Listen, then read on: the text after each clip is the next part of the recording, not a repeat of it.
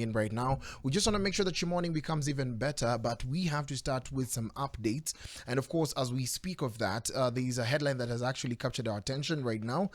University students defy leaders, stage demos over funding model. And as we know, there is a proposed new funding model that's actually caused a problem in the universities. That's right. This is back page of the Daily Nation. You can have a look at that story and, of course, get your e-paper as well to see that story. The funding model is in its second year now. And on Sunday, student leaders from various universities issued a statement in Nairobi saying that they had suspended their strike for 30 days after the Education Cabinet Secretary Julius Ogamba announced that he was setting up two committees to review the model. But it seems students are not happy. Students from at least 5 universities held demonstrations yesterday to protest the new funding model in defiance of their leaders. These universities are Moi University, Kenyatta University, Pwani University, Technical University of Mombasa, and Mount Kenya University.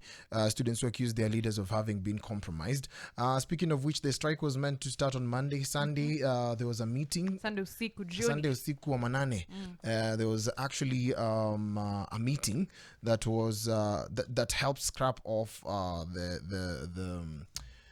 calling off the strike. And this also comes at a point where there's a lot that's happening with the funding model, in that it's not causing some form of fairness. Unajua kitambo help, they would definitely look at the threshold. There are some things that they would look at, but it would actually, it doesn't matter which kind of class you came from, you definitely get that kind of funding. Na maneno ya accommodation in schools also has become one of the biggest issues that students have been complaining about. Watu wangu pale UN were telling me about the amount that they paid before and now what they're required to pay. It's actually really tough for someone to actually do that.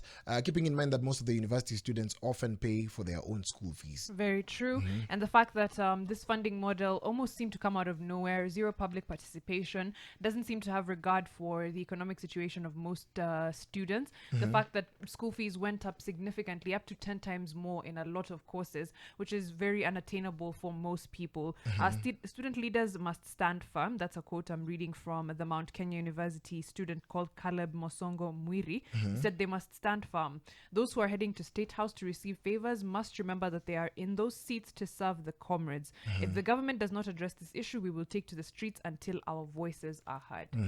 Just to add on that, Musyoki Daniel, the Secretary General of the Students' Union at Technical University of Mombasa, also said, and I quote, "The current system undermines students' dreams as many cannot afford the cost of tuition imposed." And as we read that, we hope that you can grab yourself a copy of the Daily Nation and read the back page. We had to follow up on that story because we started talking about it yesterday. We thought that at least there was going to be some form of peace to allow for negotiations and formation of two bands that would definitely assist in making sure that we have a proper model that would definitely assist the students. Right now,